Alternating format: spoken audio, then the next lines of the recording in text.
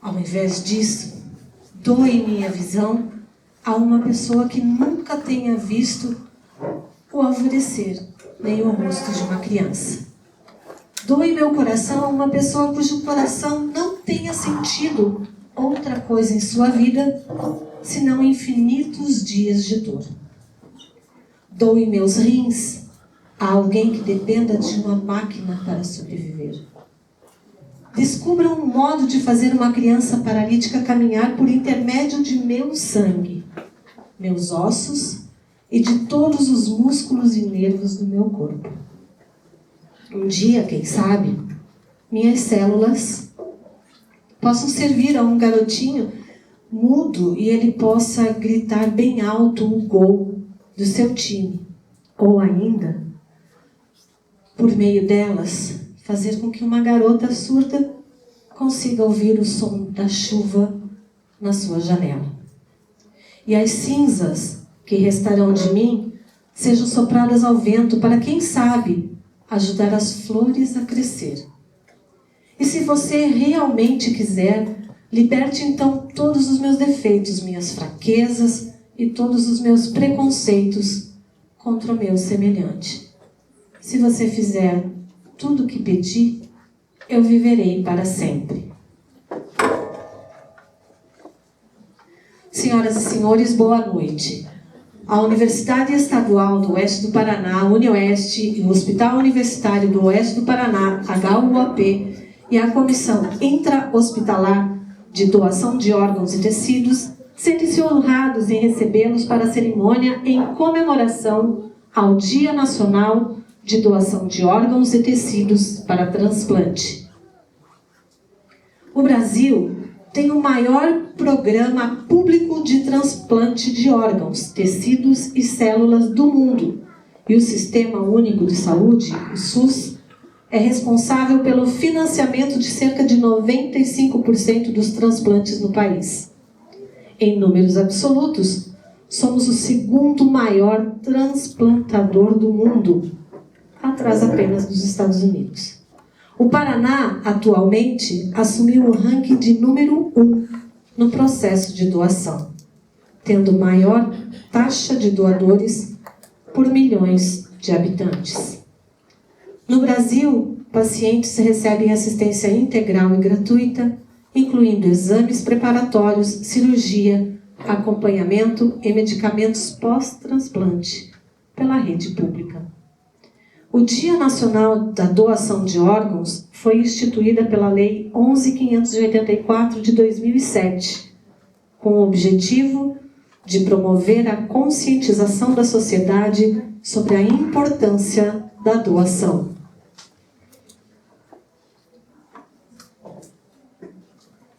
Para darmos início à realização desta cerimônia, convidamos para compor a mesa de honra o enfermeiro Rafael Muniz de Oliveira, diretor-geral do Hospital Universitário do Oeste do Paraná.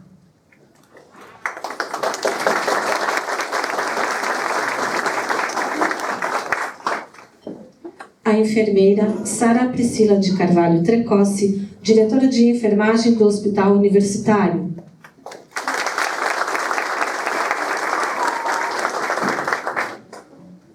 O professor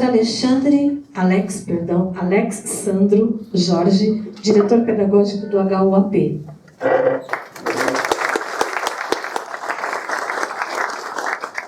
O professor Sérgio Nascimento, representando a direção clínica.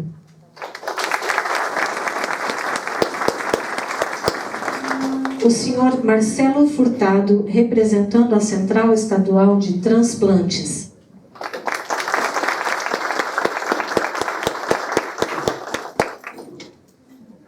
A enfermeira Gelena Lucinéia Gomes da Silva Versa, representando a Comissão Intra-Hospitalar de Doação de Órgãos e Tecidos.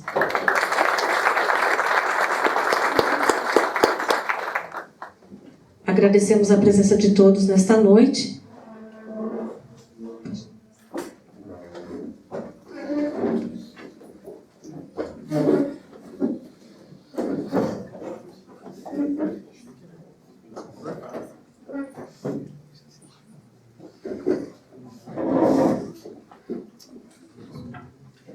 Neste momento, passamos a palavra à enfermeira Gelena Lucinéia Gomes da Silva Versa para dar as boas-vindas.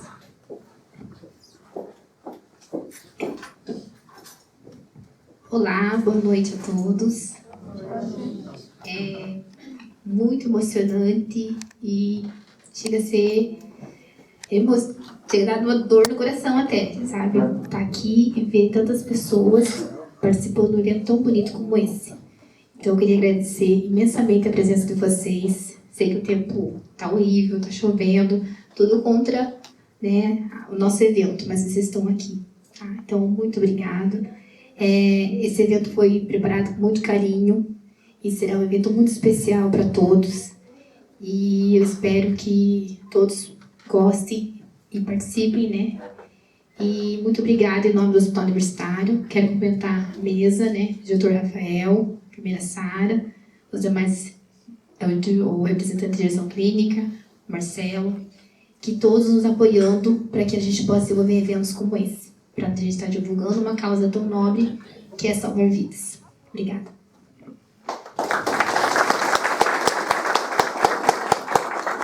Passamos a palavra à enfermeira Sara Priscila de Carvalho Tercossi, diretora de enfermagem do HUAP. Uma boa noite a todos. Falei que essa semana a gente está ficando muito chique, né? Muito famoso. Vários eventos. Semana passada já tivemos a posse da nossa comissão de ética. Eu e a Helena já participamos de vários eventos aí, dando entrevista, né? Levando essa mensagem sobre a doação de órgãos. E hoje à tarde tivemos um evento também lá na Câmara dos Vereadores, onde a nossa CIDOT foi homenageada e nós ficamos muito felizes com isso, né? Foi feito uma moção lá de agradecimento a todo o serviço prestado pela nossa CIDOT. Para mim, como gestora da enfermagem desse hospital, disse isso hoje lá à tarde, é um motivo de muita alegria, porque nós começamos essa gestão com 535 profissionais de enfermagem, hoje nós somos em 1.000 profissionais. E como a equipe cresce, o trabalho aumenta, os leitos de UTI aumentaram, proporcionalmente o número de protocolos e de processos de doação também aumentaram. E o trabalho dessa equipe aumentou demais, mas não deixaram em nada a desejar, muito pelo contrário, né? E reforcei de tarde, reforço hoje, a importância do serviço público gratuito, do serviço do SUS, dos servidores públicos, porque a gente só toca esse serviço por conta de muita paixão, muita garra, muito amor pelo que a gente se propõe a fazer, muito amor pelos pacientes e o principal intuito é salvar vidas, né? Então essa equipe é extremamente engajada nisso. Eu já fiz parte dessa equipe com muito orgulho e a gente tem a maior devoção em saber do trabalho que é prestado à comunidade. Então, meu muito obrigado, tenha um excelente evento e que, né, agradecer demais as famílias que estão aqui hoje, né, que vocês não sabem o bem que vocês fizeram e estar doando, vocês doaram e ainda estão doando mais um pouquinho do tempo de vocês para estarem conosco hoje, né? Muito obrigada mesmo, em nome da direção desse hospital, em nome da enfermagem do Hospital Universitário. Muito obrigada.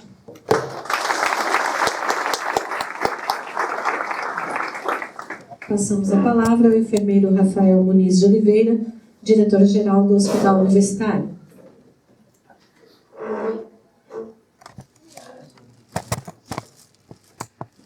Que ele nem quis usar o microfone da mesa, que todo mundo gosta do púlpito.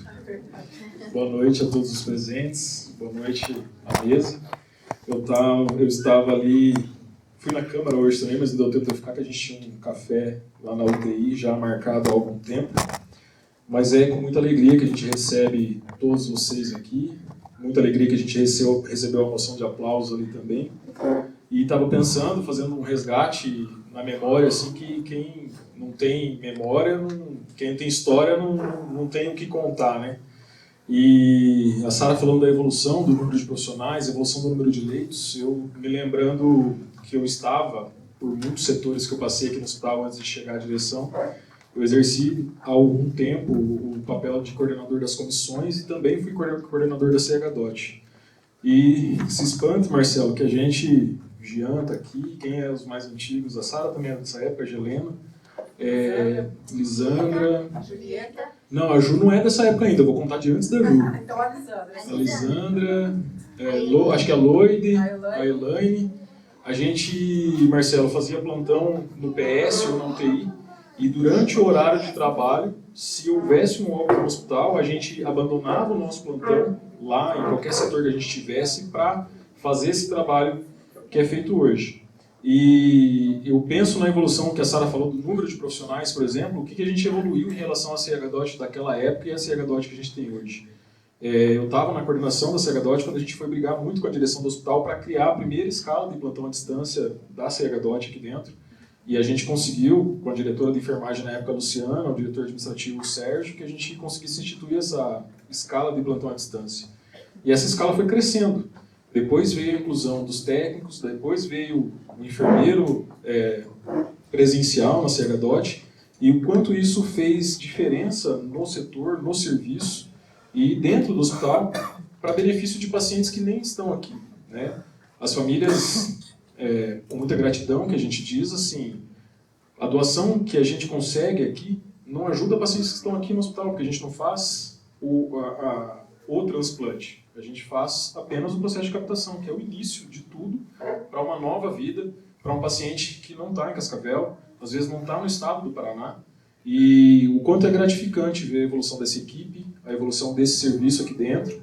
E lembrar que assim, a gente fez parte do início de tudo isso, fez parte do crescimento da CHDOT, e não tem como, enquanto diretor-geral, a gente não apoiar qualquer coisa que venha de solicitação da equipe, do serviço, para divulgar, para demonstrar o trabalho, para que isso cresça cada vez mais e as pessoas conversem cada vez mais com as suas famílias em casa em relação a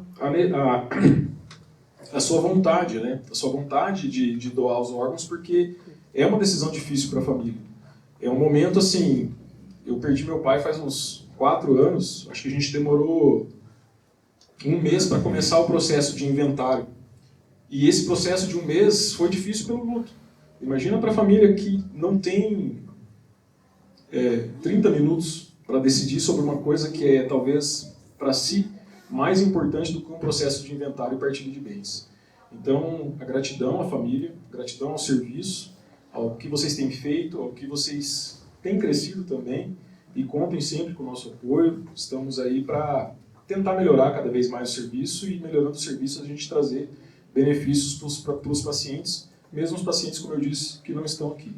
Obrigado, tenham um bom evento, uma boa palestra, que tudo corra bem. Boa noite. O processo de doação de órgãos e tecidos.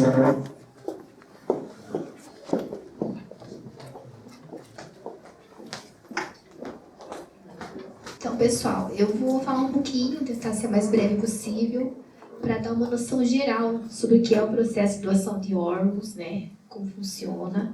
Então, é uma palestra um pouco mais técnica, mas também educacional, para pessoas que são da área de saúde e para aqueles que também não são, né?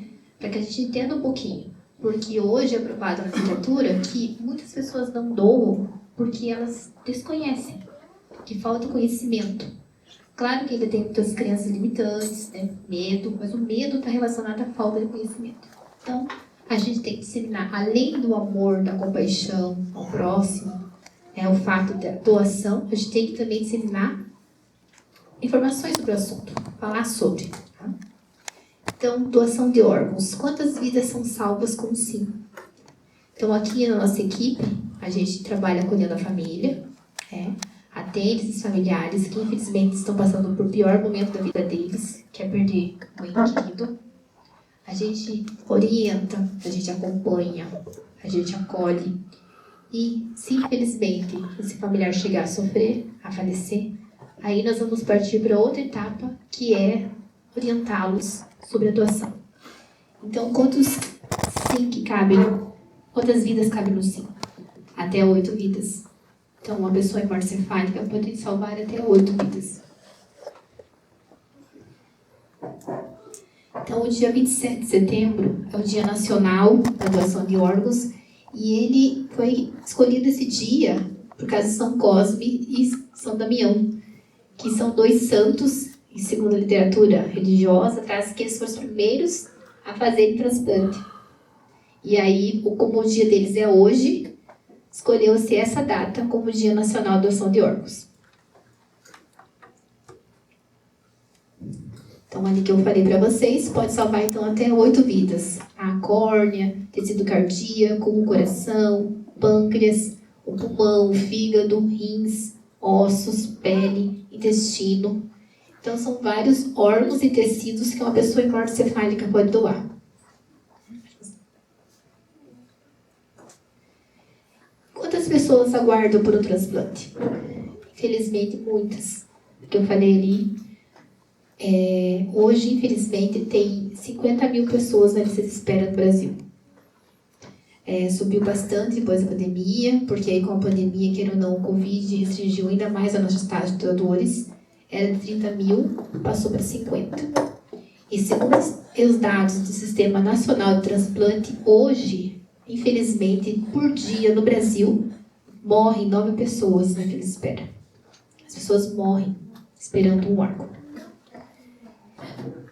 E, claro que o coração, né, que é um órgão que a gente fala muito, coração, pulmão, né, e fígado são órgãos essenciais que a pessoa, se não for transplantada, ela acaba falecendo. Os órgãos que a pessoa consegue ir sobrevivendo é os rins. Eu falo sobrevivendo, porque ela fica a custas da hemodiálise, né?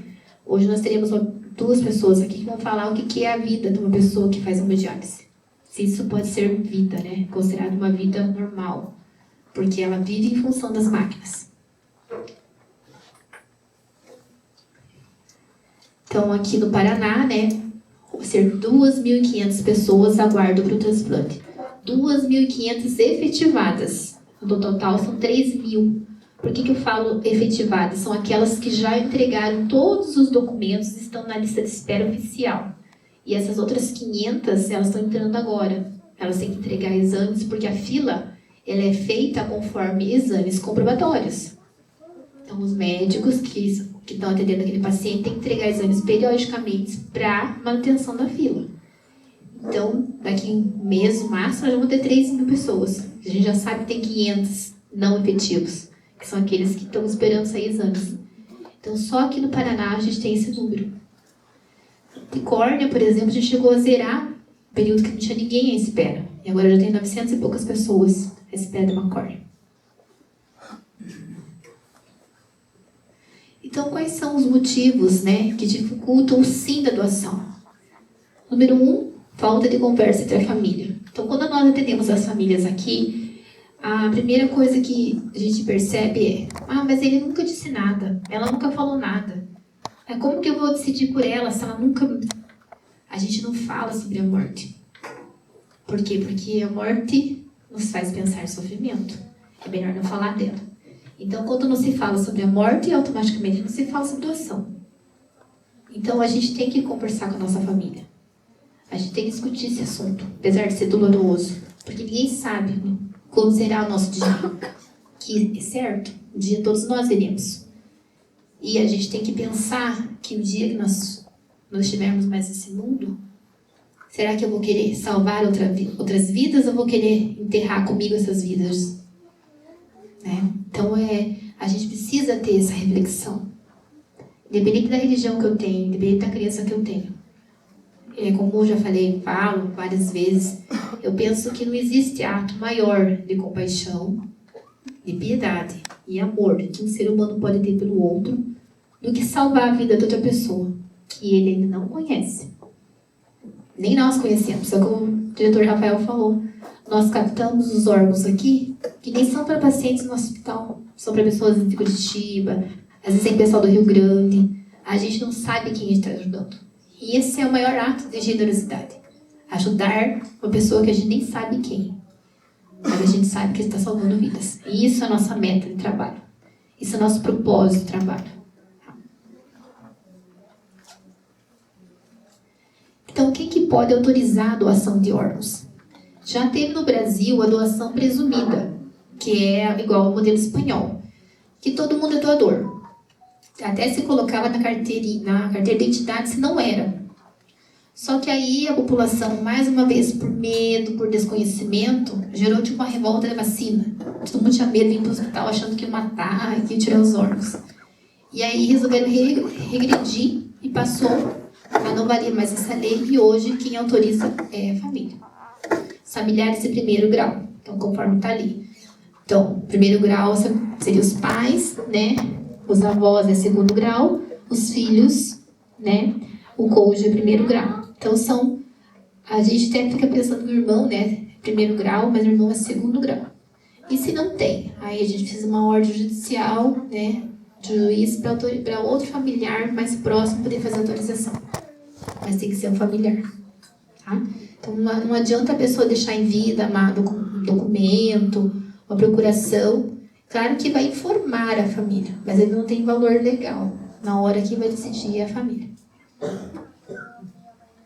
Quais são os principais motivos que dificultam a doação de órgãos? Então, como eu falei, não saber o desejo do doador. Quando eu falo sobre o assunto é mais fácil. Até é um alívio para a família, porque a família já sabe como que ele queria, ele era doador. Eu tive um caso aqui, muito emocionante. A gente tem muitos casos, né? Mas esse me chamou muita atenção, porque era o protocolo de morte cefálica, né? Uma criança de 8 anos, meningite. E a mãe, desde o começo, né? Alguém deve ter falado de doação, porque a gente não fala de doação no começo. A gente só fala quando a pessoa está morta, né? Quando a pessoa está viva, nós estamos tratando daquele paciente, a gente está cuidando, fazendo os exames. Então, jamais se fala de doação antes. Mas alguém deve ter comentado, talvez uma amiga dela, enfim, e ela veio até nós e já disse: eu sou contra a doação. Nós não falamos nada, ficamos quietos e só dissemos para ela: não é o momento de falar sobre isso. Nós estamos agora cuidando do seu filho. Tá, e aí continuando com os exames, e infelizmente a criança faleceu. Infelizmente. Foi muito triste. E aí a gente acolheu essa mãe, fizemos todas as orientações, e eu estava na entrevista. E eu já imaginei que ela ia dizer não, né? Mas mesmo assim, né? Quando ela teve condições, que eu achei que poderia falar sobre o assunto, eu falei sobre doação. E ela disse pra mim: você sabe que eu sou contra, né? Eu falei: sei, né? Você já havia falado, mas eu vou doar. Daí eu fiquei até um pouco espantada. Então eu vou doar porque meu filho, quando o filho tinha 8 anos, chegou da escola um dia e falou assim: mãe, eu sou doador. Daí ela falou: eu não sou doadora. Que feio, mamãe, eu e o papai nós somos doadores. Ele tinha 8 anos. E ela disse: eu vou fazer a vontade do meu filho. Meu filho era uma criança boa e ele queria doar. Então você veja, ela fez aquilo, apesar de todo o sofrimento, deu um certo consolo no coração dela, porque ela estava fazendo o último desejo dele. Uma criança tão especial, tão cheia de luz, com 8 aninhos já, falar de doação, né? Então, eu sei como ajudou, né, essa mãe. Ela já sabia, senão ela ia ficar pensando, dou, não dou, né? Então, ela já tinha a resposta. Então, ainda tem muita insegurança, dúvidas sobre o diagnóstico de morte cefálica. E é normal a gente ter. Todas as famílias que nós acompanhamos aqui, é difícil a família entender, né, o protocolo de morte cefálica. Né? Que a pessoa fica ali pensando: mas ele está respirando, o coração está batendo. Como explicar para aquela família que não é a pessoa que está respirando, que são as máquinas? Que são as máquinas que mantêm aquele corpo aparentemente respirando, coração batendo, né? Então, para a família é muito difícil, porque é um assunto ainda muito recente. Vou pensar, o processo de doação de órgãos no Brasil vai fazer agora 26 anos. Então, é um tema recente. Mas cada vez mais a comunidade vem se abrindo para isso, vem fazendo, né, palestras, cursos, e a causa está se divulgando. Mas a gente tem muito dificuldade nessa parte. Explicar para a família a diferença que é uma pessoa que está em coma e uma pessoa que está morta. É doído a gente falar essa família, mas a gente fala: ela não está em coma, ela está morta. Né? E ele está morto. Porque a gente faz 3 testes por 3 médicos diferentes. E o último deles, ou quando não interessa a ordem, faz um mapeamento cerebral para tirar todas as dúvidas. Se tem alguma atividade cerebral. Se esse exame der negativo, junto com os outros demais, não existe dúvida. A pessoa está falecida. Não há dúvida. Uma pessoa em coma, ela não pode até não respirar, mas ela tem atividade cerebral. Quando faz os testes e faz imagem, ela tem alguma parte do cérebro vivo ainda. E aí que é difícil a família entender. A gente tenta com muita calma, né? na linguagem da família, fazer que eles compreendam o processo. Mas, infelizmente, às vezes tem familiares que não doam porque não entendem, né? Acham que a pessoa pode estar viva ainda, por esperança, né? Enfim. Às vezes a gente dá um tempo à família, mas ainda é uma dificuldade que a gente tem. Outro problema é que a família tem medo de que o corpo não vai ficar íntegro. Então, assim, a gente tem compromisso com a integridade do corpo. A retirada dos órgãos, a cirurgia. Então, é feita uma cirurgia aqui no centro cirúrgico mesmo. É retirado os órgãos. Depois, o próprio cirurgião sutura, fechado. Não vai interferir no velório. Inclusive, até corpos que iriam ser transportados para regiões mais longes, que precisaria fazer um tanato, por exemplo, não precisa fazer. Porque a gente passa um líquido no corpo de preservação. É retirado todo o sangue e passado um líquido de preservação. Então, não vai interferir. Tem pessoas que até pensam, mas o colchão pode ser aberto? Pode... Claro, sim. Não vai ter modificação nenhuma em relação ao velório. Mas tem muitas pessoas que ainda têm medo em relação à integridade do corpo. Outra coisa, vai doer? Não vai doer, porque a pessoa não está mais entre nós. Ela faleceu, né? Não tem dor. E a retirada, ela é feita com muito respeito. Nossa equipe de captadores, né? São cirurgiões, para que o corpo fique íntegro. E a gente entregue o corpo para a família, que ela possa fazer um velório digno, de acordo com como ela quer. Com o horário que ela pediu para nós, então a gente respeitamos o horário, a gente conversa com a família isso. A gente quer o corpo até amanhã de meio-dia, que quer fazer o velório de tarde, a gente respeita o horário. Então a gente atende ao máximo que a gente salve vidas, mas também a gente atenta aos desejos daquela família. Então a demora para a liberação do corpo, que é um medo que a família às vezes tem, né?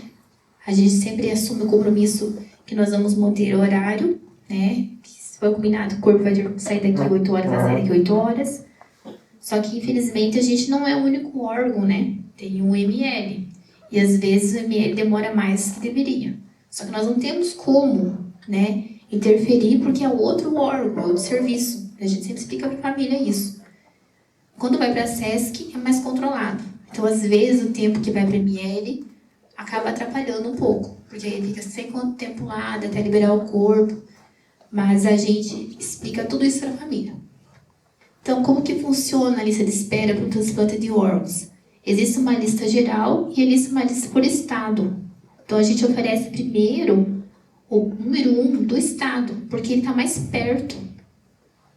Então, o primeiro é oferecido para a região, para o Paraná. Então, saiu o coração, eles vão oferecer para aquele que for compatível. Ah, ela é a primeira da fila do Paraná, mas ela não é compatível. Não tem mais ninguém. Aí oferece para nacional. Aí vai a região mais próxima possível, que tenha um avião, um jato, para vir aqui buscar esse coração para transplantar. Então, ele existe a fila única e essa fila por região. E nós, infelizmente, como estamos numa região meio complicada, nós não temos muito... Temos o aeroporto, aí então, chove, já não dá teto. Então, a gente acaba, às vezes, perdendo por logística. Porque não dá tempo da equipe vir. E a gente respeita o horário de entrega do corpo à família. Então, tem equipe que, às vezes, não chega aqui a tempo. Então, é uma problemática que a gente também enfrenta, essa questão do tempo. A família doadora pode conhecer os receptores? Infelizmente, não mais, tá? Então, tem uma lei mais nova que traz que não podemos mais conhecer os receptores. Antes era possível, mas por questões éticas e morais, então foi outorgada essa lei que não permite mais. Mas questões de por quê? Tem famílias que doam, né, e não querem conhecer o receptor. Outras querem. Mas aí teve famílias que ficavam perseguindo o receptor, outras famílias que tinham um interesse financeiro ou o contrário. Então, começou a gerar certos conflitos. E aí, por isso que foi proibido que as pessoas saibam para quem vai o órgão. Para ser mais sigiloso possível e não ter nenhum tipo de benefício. Que a doação seja puramente por doação. Eu não sei nem para quem vai e a pessoa não sabe de quem doou para ela. Então, aqui é para o pessoal do hospital que às vezes falam, mas é a CHDOT e é o SAF, né? A CHDOT, então, é um nome oficial que é que tem que ter, que é um nome julgado por lei, que é a Comissão Intra-Hospitalar de Doação de Órgãos e Tecidos para Transplante. E nós temos nossa sigla, que é o SAF. Por quê? É o Serviço de Acolhimento e Acompanhamento da Família. Porque se a gente chegar no começo já, na família, e nos apresentarmos como comissão de transplante, a população não está preparada ainda para isso. Né? Então, assim, a população pode achar que a gente está ali pensando já em querer um órgão. E não é isso. A gente está ali para ajudar essa família. Então, a gente usa essa denominação que combina mais com o nosso processo de trabalho. Que realmente é estar ali para ajudar essa família, acompanhar e acolher. Então, essa é a nossa sigla de trabalho aqui no HU. Tá? Então, no HU, ela funciona há 15 anos, a CHDOT, desde 2007. E a escala de plantão à distância, conforme o diretor falou, ela foi implantada em 2011. Tá? Antes disso, a pessoa estava de plantão, ela tinha que largar o que ela estava fazendo e ir lá atender a família. Então, era bem difícil. E depois que foi implantada a escala à distância, facilitou muito mais, que você fica à disposição só para aquilo. E a CHDOT é a definição tão legal, padronizada pelo Estado. Então, todos os hospitais têm uma CHDOT. Então, hoje nós temos um plantão 24 horas, né, por dia. Então, ele é composto por um enfermeiro e por um técnico. Então, 24 horas tem alguém que se a família precisar, vai estar aqui para acolher, para acompanhar os exames. Então, nós temos uma escala à disposição. E, como eu já falei, a gente acompanha, né, todos os pacientes que forem potenciais doadores pós-parada cardiorrespiratória e todos em protocolo de hemorroencefálica. Então, o paciente que fez parada cardíaca, todas as paradas cardíacas ligam para nós. E aí a gente faz uma seleção para ver se ele é doador ou não. Se ele for doador, a gente vem até o hospital, porque a gente tem 6 horas para conversar com a família e fazer a captação do tecido. Se ele não é doador, através dos nossos dados, da nossa relação de quesitos, que ele teria que ter idade, por exemplo, né, ou que está escrito no atestado de óbito, nós não vemos o hospital porque a família vai ficar esperando, né, até nós chegarmos aqui. Seria pior para eles, né, do que a gente já liberar o corpo e já ir para o processo de enterro e tudo mais. Porque o PCR, ele é na hora, para o coração já pode liberar o corpo. Já o protocolo de hemorroencefálica, ele pode demorar dias. Por isso que a gente acompanha desde o começo. Então, quando vai abrir o protocolo, a gente já está aqui acompanhando a família. Porque depende do paciente e depende também dos médicos, né? Então, a gente explica isso para a família, que às vezes a gente quer fazer exame tudo hoje, mas não dá. Às vezes nem o paciente tem condições de fazer tudo hoje. Então, infelizmente, o protocolo hemorroencefálica pode ser rápido ou ele pode demorar. E a gente fica acompanhando essa família até terminar. Independente se ele é doador ou não. Nós só vamos saber se ele é doador ou não depois. Tá? Quais são os tipos de doadores? Então, tem o doador vivo e o doador cadáver. Pode passar. O doador vivo é aquele que a pessoa em vida, ela pode doar parte do rim, aliás, o rim, parte do pulmão, do pâncreas, do fígado, medula óssea e sangue. Então, a pessoa viva ela pode doar. Tá? O único órgão inteiro é o rim, que a gente tem 2. O resto é apenas partes. E o doador cadáver, que é o falecido, ele, para doar órgãos, só se ele estiver em morte cefálica, que é aquele que o cérebro morreu, mas os órgãos são mantidos nos aparelhos. E o pós-PCR, que a gente fala, que é paciente parada cardiorrespiratória, que o coração parou de bater, esse só pode doar tecido. Que aí o órgão não dá, porque como não tem mais perfusão, o coração parou de funcionar, não tem mais como doar o órgão. Então, o nosso emblema, né, a nossa luta pela causa é essa, né? Seja doador de órgãos, é um ato de amor. E quem trabalha na comissão defende essa causa até o fim. Porque não tem como você trabalhar num serviço desse, acompanhar todo dia morte, sofrimento, se você não realmente defender a causa. Então, nós estamos realmente aqui para salvar vidas, né? Fazendo jus ao nosso juramento. Enquanto houver uma esperança para aquele paciente, nós vamos lutar. Agora, quando a luz se apagar, nós vamos lutar por outras vidas.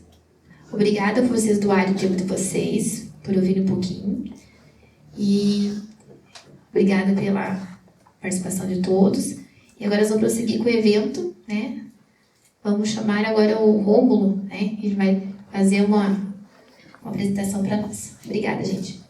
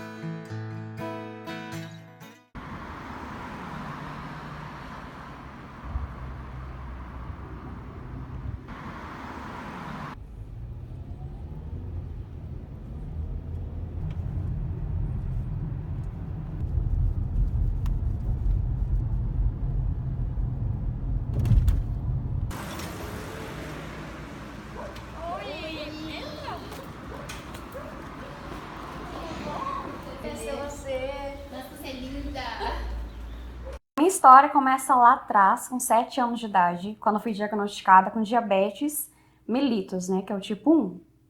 Eu precisei tomar insulina e etc e tal. Me traumatizou, entre aspas, foi ter que, com aquela idade, ficar tomando insulina, injetando insulina em mim, né, o tempo todo. Depois aí, a minha diabetes de tipo 1 passou a ser a hiperlábio. Bem difícil, porque ela dialisou depois de detectado que era o problema no rim, a situação.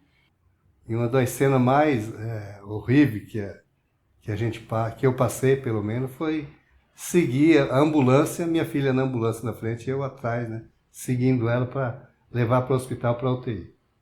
Uma guerreira, né? Porque se fosse... Eu me coloquei no lugar dela várias vezes e pensei que se fosse comigo, acho que tinha desistido pela metade já. Não ia aguentar nem um terço do que ela passou, porque foi uma barra bem pesada, bem difícil mesmo.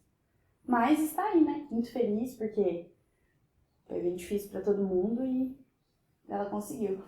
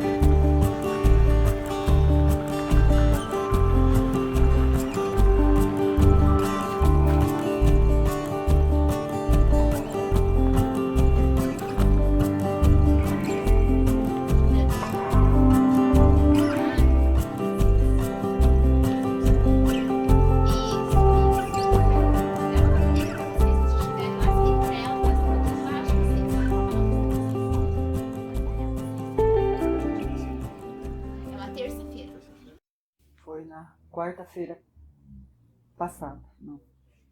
Faz um pouquinho mais de 15 dias, de uma semana, foi quarta-feira passada. Ela sofreu um acidente na sexta-feira, e daí na quarta, ela ficou sábado, domingo, segunda, terça, quarta-feira que o médico falou com a gente que ela havia falecido, né? Uma menina generosa, bondosa. Comigo, nossa, se dava muito bem. Com os amigos dela, todo mundo gostava dela. A nossa família sempre foi uma família de doação. Sempre. Doamos nosso tempo, doamos os nossos bens, até nossos próprios bens materiais. E a Lu era uma pessoa que estava estudando para ajudar as pessoas.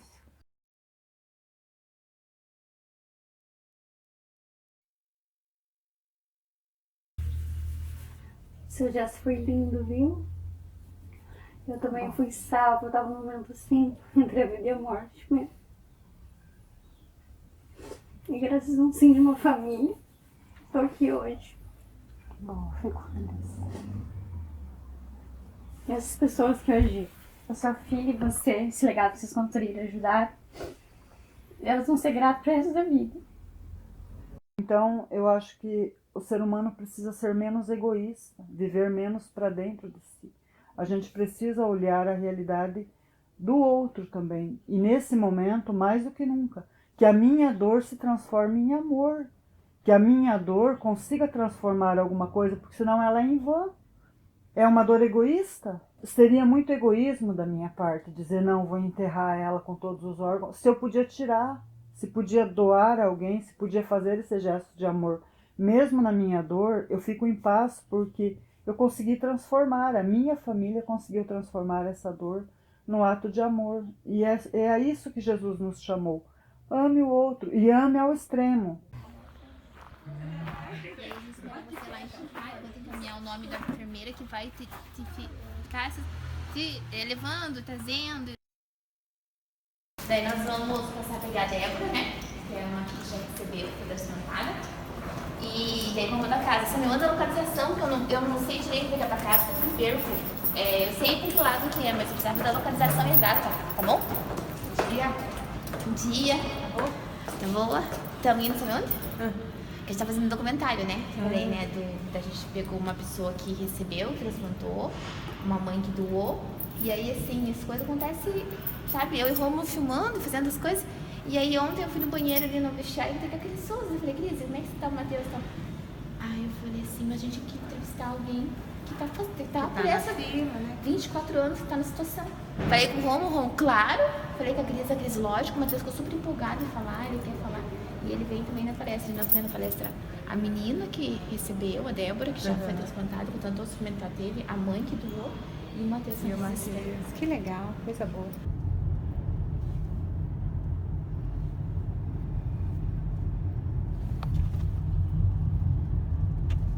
Vamos lá buscar a Débora.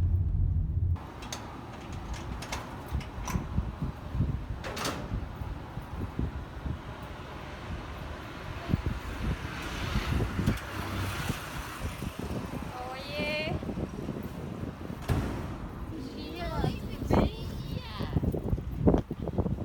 Como está essa moça?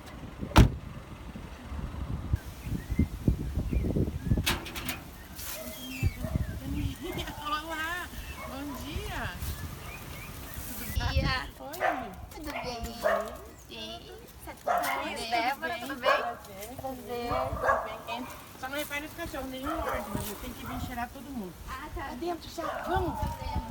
Uma perspectiva de vida melhor e uma qualidade de vida melhor, pois como agora eu dependo da máquina, eu sou limitado a muitas coisas. Eu não posso ter um emprego decente, pois as empresas não têm flexibilidade, porque 3 vezes na semana eu tenho que fazer a hemodiálise durante 3 horas e meia, tipo, é 3 horas e meia conectado a uma máquina, porém leva de 5 a 5 horas e meia até o preparo, finalização, começo, diálise em si. E também quero buscar uma vida sem depender da máquina, pois a máquina me cansa muito. Tipo, eu agradeço muito por ter a máquina, mas é difícil ter que ficar lá 3 horas e meia tendo que filtrar todo o sangue, já que o meu rim não tem não consegue fazer o trabalho que era para ele ter feito, pois a máquina tá fazendo isso por mim. O Matheus foi diagnosticado já no útero, no 5º mês de gestação, com uma anomalia nos rins, com hidronefrose bilateral, que é água nos rins. A gente levou a gestação até a 36ª semana, né? Foi feita uma cesariana, o Matheus foi retirado um pouquinho antes do tempo de nascer, porque quanto mais ele ficasse, né, mais ele lesionaria esses rins. Aí ele nasceu, foi feita uma cirurgia nele nas primeiras 12 horas de vida, tudo. O Matheus ficou muito doente e começou um tratamento com os nefrologistas pediátricos em Porto Alegre, porque nós morávamos no Rio Grande do Sul e o tratamento dele iniciou em Porto Alegre.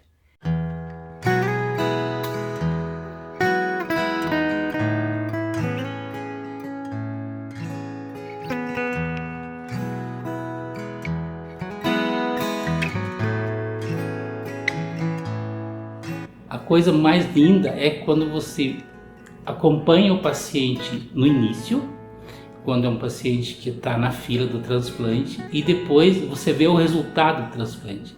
Isso é muito benéfico para a gente, que eles vêm agradecer e a gente não sabe o que fazer, porque é uma função que a gente faz, mas de coração. Eu sempre tive muita afinidade e a possibilidade da gente poder ajudar alguém, mesmo sem a gente conhecer, que não está no hospital, não é um paciente que está aqui, né? É uma pessoa que ela tem que acreditar no nosso trabalho, que a gente faça bem e nessa possibilidade, né, que a medicina oferece de doação. Desde 2015, quando eu iniciei minha formação em cirurgião, eu já iniciei a trabalhar com transplante de órgãos, incluindo a captação. É realmente uma área onde a gente sempre espera que o nosso paciente tenha uma vida nova, uma oportunidade nova de viver, e realmente isso depende inicialmente de uma doação de órgãos para que isso possa acontecer. Matheus, você sabe quem está do seu lado? Para mim, e para todos que conversei até agora, é buscar essa força maior que existe, né? Que é de Deus mesmo, divino. Se não fosse isso, isso não é através dele, nada acontece. Então a gente precisa ter paciência, tem que ter fé e confiar. Prazer conhecer você. Prazer. Viu? Feliz de ver assim, consciente, pra cima, continua assim sempre. Pode deixar. E logo, logo vai estar aí descontado, viajando. Conhecendo o mundo. Aham. Tendo sonho de esperança renovado. Mundo aí vou eu. Aham. Cuidado que é pequeno pra mim, hein? Aí sim.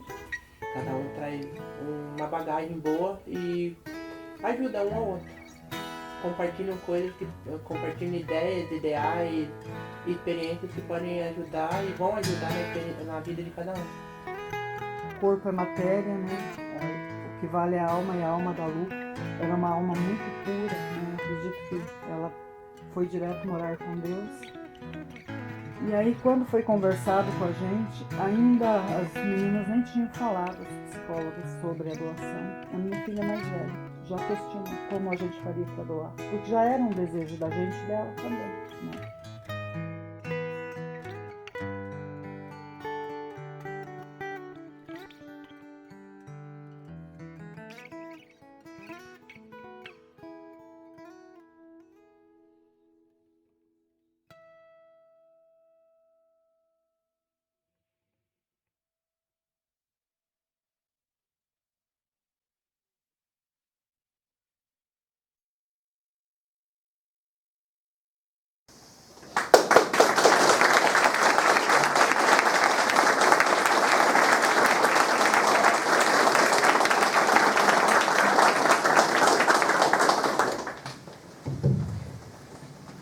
Lindo, emocionante e gratificante.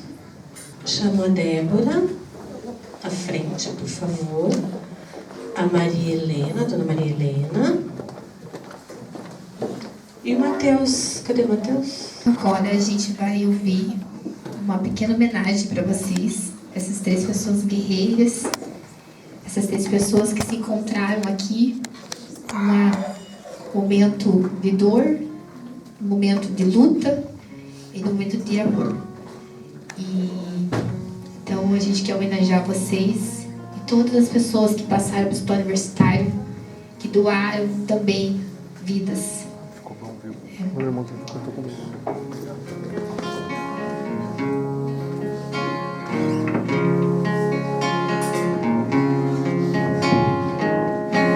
Resolvi pedir a Deus para que eu possa te guardar, ser teu anjo protetor, te velar e te cuidar quando precisar, pois tua vida em mim. Deus, permita-me ser teu anjo aqui. Eu pedi pra Deus gravar o teu nome em minha mão. Deus foi muito mais além, te gravou em meu coração. Já não posso mais esquecer de ti. Tua vida, Deus, transplantou em mim. Há um anjo aqui que intercede por ti, traz um pedaço do céu no olhar pra te dar. Há um anjo aqui bem pertinho de ti, basta acreditar, sou teu anjo aqui. Tua vida, Deus, transplantou em mim.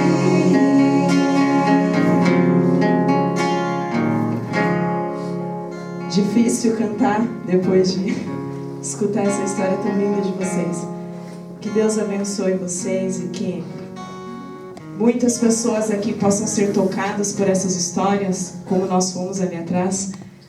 Não é por acaso que Deus colocou a gente aqui neste momento. Eu sou uma doadora em vida e é muito lindo, gente, é muito importante esse momento que nós estamos vivendo agora. Que várias pessoas, que isso aqui seja que nós possamos propagar tudo isso que escutamos aqui nas nossas famílias, com nossos amigos, né? E é difícil cantar depois de escutar tudo isso. Que Deus abençoe vocês três. Estamos torcendo por você, Mateus. Estaremos orando por ti, por todos que estão na fila. E obrigada. Obrigada pelo esse convite. Obrigada por deixar a gente participar deste momento de vocês. Essa próxima canção que iremos fazer simboliza muito a parte da amizade, simboliza muito a parte do amor. E é isso que nosso ministério veio hoje aqui cantar um pouquinho para vocês essas canções.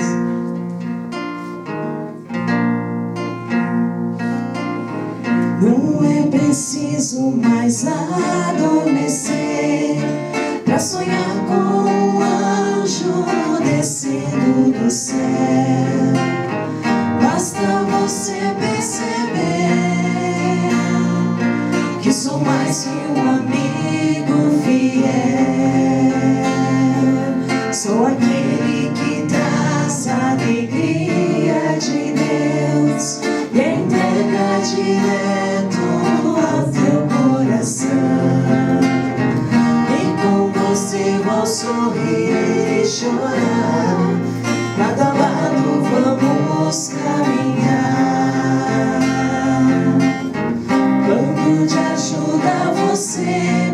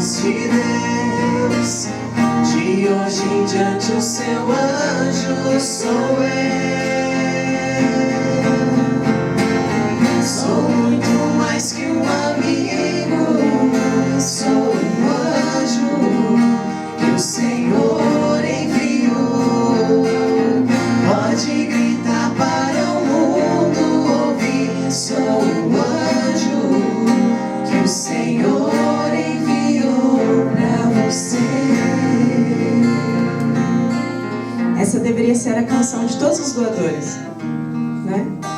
É o anjo que o Senhor envia, respeitando todas as religiões, é claro, mas não existe outra questão se não é Deus que toca no coração para que seja doado esses órgãos, né? Como o pai falou, como o seu pai também falou que te entregou nas mãos de Deus e que naquele momento o Senhor começou a te restaurar, e aí foi a cadeia, os médicos, os enfermeiros, os doadores. E é isso, gente, existe sim uma força maior que nos impulsiona, que toca o coração dessas famílias para doar, que toca o coração dessas famílias para que possa receber, e que toca o coração de vocês, médicos, enfermeiros, técnicos. Obrigada a todos vocês, obrigada mesmo, porque Deus age em vocês e um pouquinho dele está em vocês e reflete em nós. Muito obrigada. São lindas. Nossa, obrigada mesmo, que Deus abençoe vocês por um ato voluntário de vir aqui, né, fazer essa linda canção para nós. Se você me... Vou falar aqui pertinho de você, Matheus. Eu tenho um sobrinho, hoje ele tem 24 anos. E ele foi transplantado de rim aos 18 anos. Tá? Ele ficou 2 anos na lista de espera. Quase morreu por N vezes. Parada cardíaca, parada cardiorrespiratória.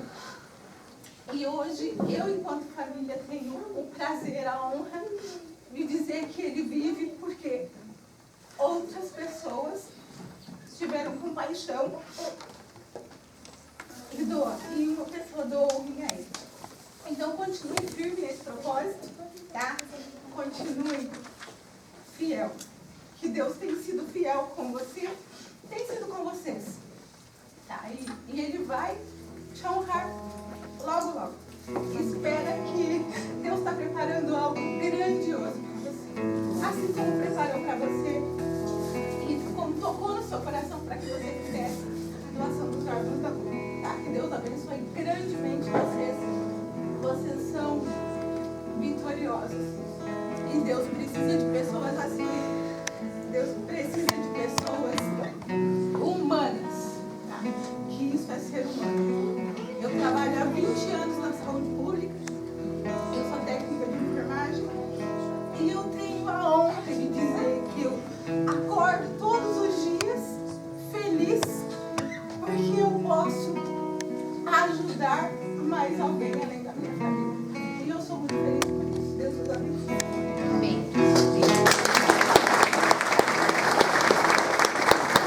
Deus confiou a mim tuas lágrimas, deu a missão de estar contigo aonde for, te socorrer quando andares mal, ser teu conforto quando sentires dor. Sou mais que um amigo, sou teu anjo guardião, aquele que te leva ao céu, te carrego pela mão, e sempre serei os teus olhos quando a noite cega, te levo em meu colo se o teu passo falha, serei o elo entre o céu e você, pra sempre serei tua luz, se a escuridão te assusta, o abraço e o ombro se o teu pranto rola, serei o elo entre o céu e você, sou teu anjo guardião.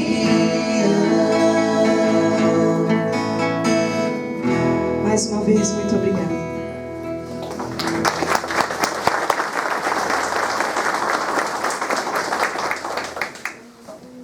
Obrigada, Ministério. Adorar, adorar. Obrigada. Bom, agora eu vou passar a palavra para Gelena. Na verdade, eu quero passar a palavra para eles, né? Para ver se eles querem falar alguma coisa ainda, né? Dizer que desde que surgiu essa ideia, né, Rômulo? Essa ideia que surgiu mesmo, foi acontecendo e parece que uma força maior nos encaminhou para acontecer, para essas 3 pessoas estarem aqui hoje. E nada foi combinado, foi acordado. E começou quando conheci a Maria Helena. Eu trabalho 15 anos com transplante, já vi tanta coisa, e aí quando essa mulher começou a falar, eu me senti pequena perto dela. Porque eu falei, meu Deus, olha essa mulher. E eu, na hora assim, ainda bem na entrevista, não foi? Eu falei pra ela, Maria Helena, você tem que ir na minha palestra de transplante que nós vamos dar. Aí ela falou, mas será? O que eu vou falar lá? Eu falei, as pessoas precisam conhecer pessoas reais como você. Que existem pessoas assim nesse mundo ainda. Porque a gente desacreditou que existem pessoas de verdade como Maria Helena. Que é capaz de ter um ato de amor nesse sentido, essa grandiosidade, essa pessoa que ela é. Então, a Maria Helena me deu uma lição, uma aprendizagem assim que acho que eu demorei 15 anos que eu não vi uma coisa dessa. Então, eu queria te agradecer em nome de todos os doadores, as pessoas que doaram aqui no hospital e as pessoas que receberam nesses órgãos. Obrigada por existir pessoas como você. E você será exemplo de muitas e muitas outras. Para que as pessoas sigam o seu exemplo. Queria deixar vocês que falar alguma coisa, aí depois eu vou passar para Débora. Boa noite a todos. Assim, eu não sei se tem muito o que dizer, mas só complementando o que a Gelena falou sobre o transplante em si.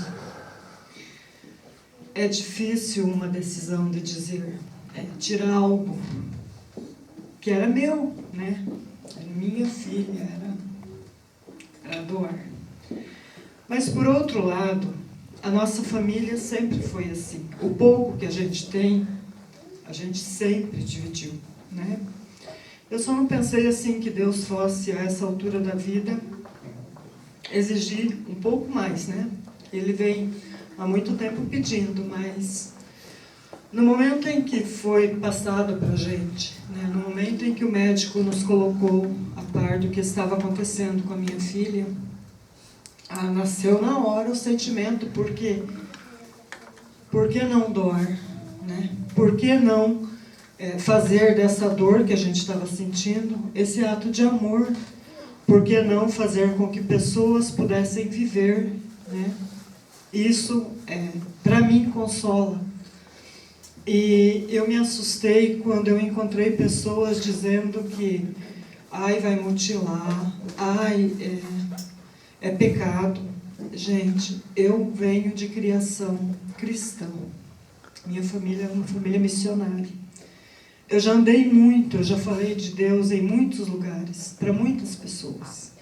O nosso foco são os idosos, o meu e da Aline. A gente é missionário já há muitos anos. E aí eu me deparo com muitas pessoas no leito, esperando a saúde, né? Esperando a visita. E quando a gente chega, daí a gente pensa, vou levar Jesus, mentira, vou buscar Jesus no outro que está lá. Então a nossa vida é essa. A gente, o pouco que a gente tem, a gente divide, né? A gente busca dividir. E quando as meninas chegaram, que elas iam abordar, a ideia partiu da Aline. A primeira conversa partiu da Aline, vamos doar. Né? Ela amava aquele corpo, ela era vaidosa ao extremo, ela tinha M tatuagens, ela sofreu um acidente porque ela estava vindo, ela foi fazer unha. Então ela estava vindo para a escola onde eu trabalho e me dar um beijo. Porque ela nunca vinha para a faculdade sem fazer isso. A gente não tinha se visto de manhã. Então, assim, eu penso que não é um acidente, é uma fatalidade. Todos nós aqui nascemos com uma senha. E ninguém passa, ninguém nessa fila, né? Deus leva mesmo. E aí, nesse ato de doar, vem a dor, mas vem a alegria de saber que outras pessoas vão viver, né? E parte daquele mandamento que Jesus nos deixou: amar a Deus sobre todas as coisas, o teu próximo como a ti mesmo. A gente vive assim. Eu amo o meu próximo como a mim mesmo. E eu não gostaria que ninguém, nenhuma mãe, passasse pela dor que eu estou passando, que a minha família está vivendo nesse momento, né? Mas, por outro lado, eu fico feliz que tem mães que estão felizes. Seus filhos vão conseguir viver, né? E isso é maravilhoso. Então, como a Juliana falava ali, sobre o processo de extração e tal, é um respeito tão grande, é um amor tão grande por parte de quem retira um órgão, que a gente consegue sentir. E aí, quando falam questão de ML, gente, eu descobri a minha filha no ML, porque eu queria vê-la, eu queria saber como era. É uma curiosidade minha.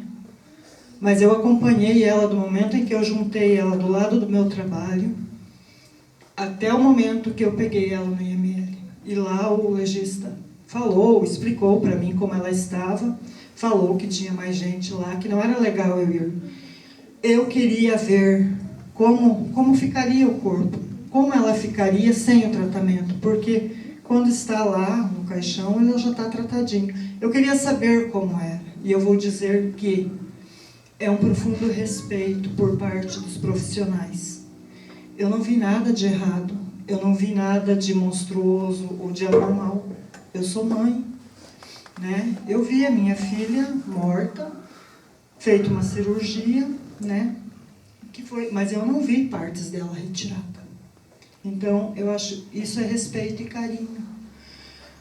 Porque há um Deus, né? Seja lá na crença que você tiver, há um ser superior. E há um Deus que capacita cada um de vocês a gerar vida. Você sabe o que é isso? Gerar vida. Deus coloca essa vida dentro da gente. Deus colocou dentro de mim e me deu ela para cuidar durante 20 anos. E chegou um momento que Ele quis ela mais que eu. E aí algumas pessoas, porque na minha cidade houve uma comoção muito grande, devido a todo mundo gostar, todo mundo conhecia, eu moro lá já quase 30 anos, ela nasceu lá. Então, no Brasil, fora do Brasil, houve comoção, porque a Lu ela é muito amada, não era, né? Ela vai continuar sendo muito amada. E algumas pessoas chegavam para mim, me abraçavam e falavam: mãe, infelizmente o milagre não aconteceu. E eu digo que aconteceu sim. Aconteceu o milagre. Porque no momento em que eu soube que a minha filha não ia sair dali viva, com vida, o milagre aconteceu. Porque o meu pedido era que Deus fizesse o melhor para ela. Eu não fui egoísta de dizer: ai, Senhor, quero ela para mim. Até porque eu falei com Deus numa hora de desespero, naquela hora que a gente briga com Deus. Eu falei: Senhor, se for para mim ter a minha filha pela metade, o Senhor leva ela inteira. Eu te entrego, inteira. Porque a Lu não nasceu para ficar presa num corpo, numa cama, né? Ela não nasceu para isso. Ela era muito livre, né? Então eu falei para Deus. E o milagre aconteceu sim. Porque aconteceu na vida das outras pessoas. Agora eu me coloco do outro lado. Como é que uma mãe que precisa de um transplante de coração reza? Eu podia rezar pedindo a vida dela. Mas como que uma mãe que está lá do outro lado reza? Não parece uma oração egoísta? Né? Então eu penso assim, que seja sempre feita a vontade de Deus pelas mãos de vocês. Né? Porque o que a gente percebeu aqui, o que eu percebi do momento que a minha filha chegou aqui, até o momento que eu retirei ela daqui morta, foi uma imersão de amor. A nossa família ficou imergida no amor de todos os profissionais que passaram pela gente. Alguns foram mais duros, outros foram mais amorosos. E eu vou dizer uma coisa para vocês: não tem problema um médico chorar quando vai dar uma notícia. Não tem problema uma enfermeira desabar na frente da gente. Não tem problema, porque somos humanos. E é isso que é maravilhoso. A gente é humano. A gente sente dor, sente tristeza, mas há um Deus que nos capacita. E há um Deus que capacita as mãos de cada um de vocês. Então não parem, não desistam. Isso tem que ser só uma sementinha para se propagar fora daqui, para ganhar muitos terrenos. Temos muitas pessoas morrendo, né? E temos muitas Lucianes também se acidentando por aí, né? Não é o querer nosso, é o querer de Deus. E se Deus quis que cada um de vocês gerasse vida, então seja bem feito isso, que seja feita a vontade dele em cada um de vocês. Eu tenho só a agradecer o carinho de cada um e agradecer, assim, a confiança, né, por chegarem até a gente. E não tenham medo de chegar nas famílias. Uma família não doa de medo. Ela não doa porque ela não tem conhecimento.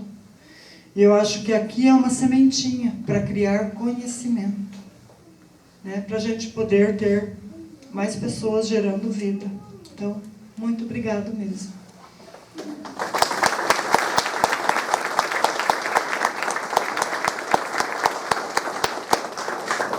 Obrigada, Maria Helena. Eu falei, pessoal, que ela é de luz mesmo.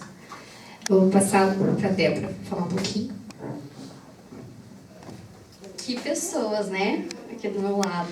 Pura força mesmo. Tanto a Maria Helena, o Matheus, a Angelina. Quando a Cris também faz parte da equipe, falou comigo, né, a respeito desse evento que daria hoje. Lógico, eu concordei.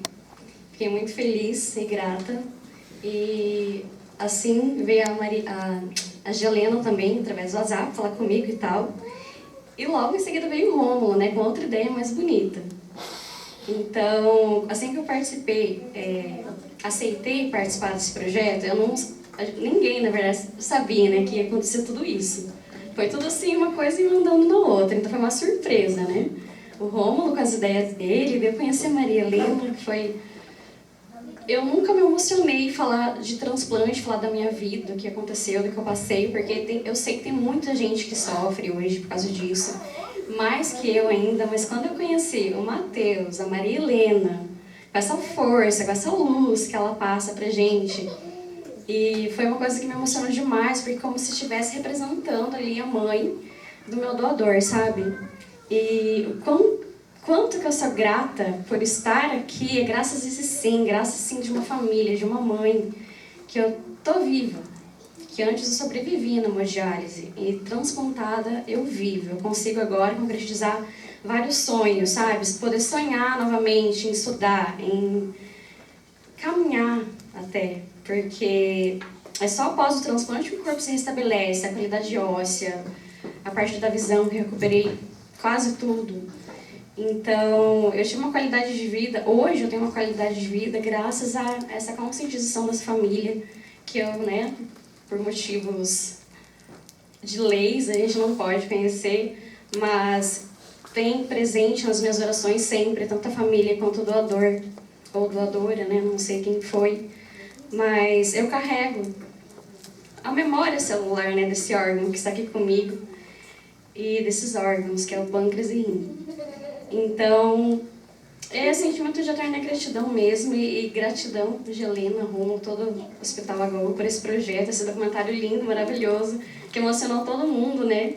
Por eu ter conhecido também esse outro lado, que eu desconhecia, que é a parte de captação de órgãos, o quanto é importante esse acolhimento que vocês dão para as famílias, por todo esse amor da família saber que sim, fizeram tudo que podia ter feito por meu filho, pelo marido, enfim, pelo meu parente, né, que está ali, e poder, como a Gelena sempre fala, né, ela passa esse amor e a família sente.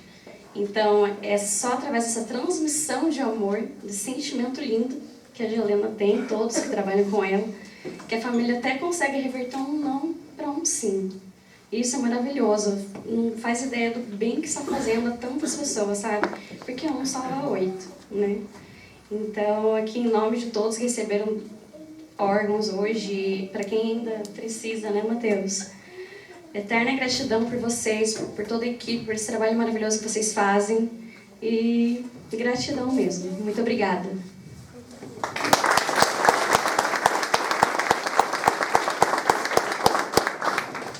Só queria comentar uma coisinha rapidinho, sei que nós já estamos delongando o tempo.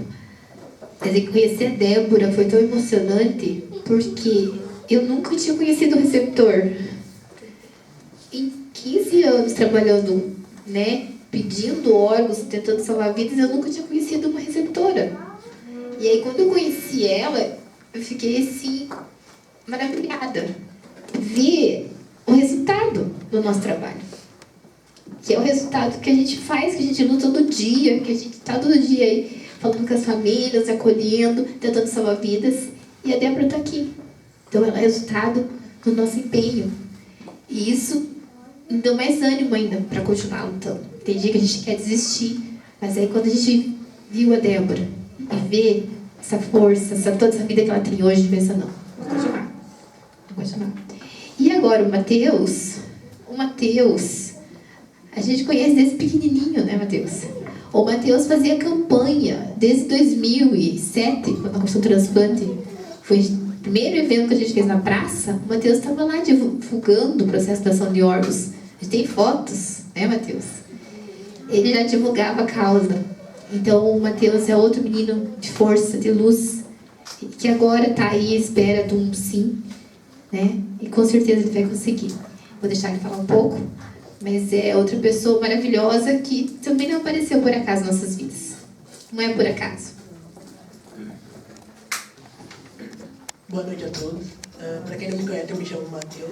Eu tenho 24 anos e tenho uma vida inteira pela frente. Porém, eu tive que dar uma pausa na minha vida para cuidar da minha saúde. O que aconteceu?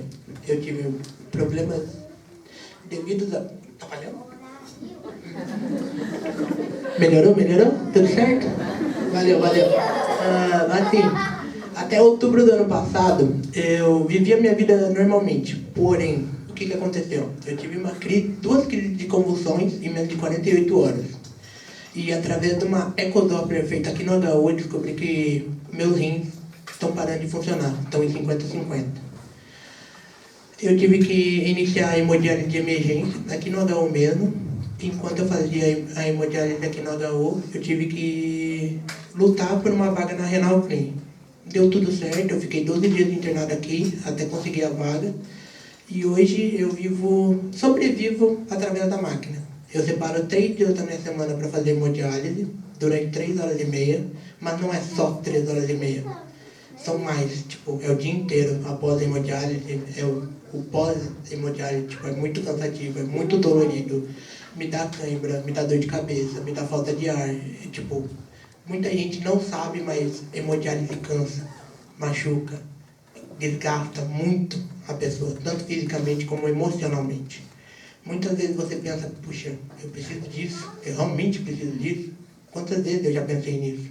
E é ruim depender das coisas. Eu não posso viajar, eu não posso viver, eu não posso fazer nada, eu não posso ter um trabalho normal, porque eu não tenho uma vida. Eu preciso da máquina, temporariamente, mas preciso. Faz quase 1 ano já que eu estou em hemodiálise. E, eu dependo sim, de muito para fazer o transplante e voltar a retomar a minha vida, ter a minha vida normal. Porque eu sinto falta de viver. Eu sinto falta de sair todos os dias. Não sair, mas viver. Fazer uma caminhadinha, andar de bicicleta, coisas que eu gostava de fazer, mas não posso fazer. Porque não dá. O medo de passar mal é muito grande. E o medo de meu rim parar de vez é maior ainda. Porque, a hemodiálise é cansativa, é dolorida, é chato, vamos dizer assim. Mas eu agradeço a Deus por ter hemodiálise. Porque tem gente que tem tratamento que nem existe ainda.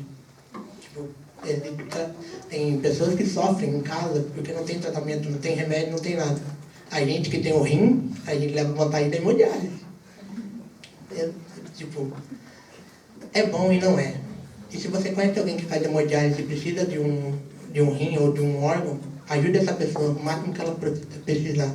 Porque a vida dela não é fácil. Ela sobrevive todos os dias e está lutando todos os dias para isso. Tá bom? Muito obrigado a todos. Essa aqui. Vou entregar para ela.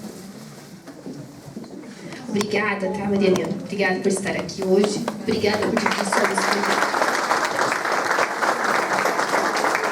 A dona Ela volta. Ia chamar o Matheus aqui na frente.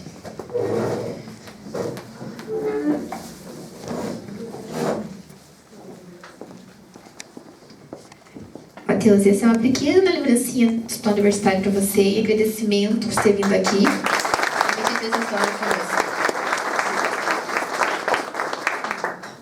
E agora o João, por favor, vem der para frente.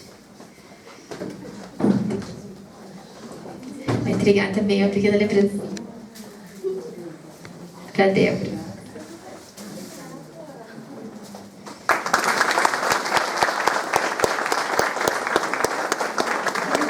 Agora eu quero chamar o Rômulo aqui na frente. Rômulo, vem aqui na frente.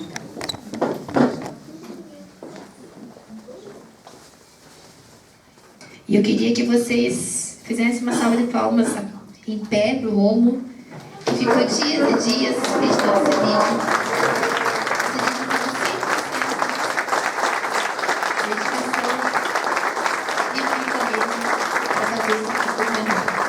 Depois que o João entregar uma lembrancinha pro Rômulo. Se não fosse por ele, nada era possível. E continue de pé. Eu quero que venha aqui na frente agora. A minha equipe, meus colegas, sem eles nada seria possível. A equipe da Cegadote, por favor, venha aqui à frente. Todo mundo, amo todas as meninas aqui. Vamos, pode vir. Não tenho vergonha. Eu queria que vocês aplaudissem, que são eles que tornam tudo isso possível. São eles que estão aí todo dia lutando, trabalhando. Não adiantaria eu sozinha. Eu sou apenas uma pessoa. Mas é graças a essas meninas que deixam suas famílias, que deixam seus filhos, que deixam os seus lares para vir se dedicar a uma causa como essa. Obrigada, meninas. Obrigada, como a gente fala, isso não é... Já passou de ser um trabalho. Vocês podiam estar trabalhando em qualquer outro setor, mas vocês escolheram estar aqui. E isso já não é mais só uma função. Eu percebo em cada uma de vocês. Isso já é uma missão de vida. E para mim é uma honra trabalhar com vocês. Cada uma de vocês. Obrigada.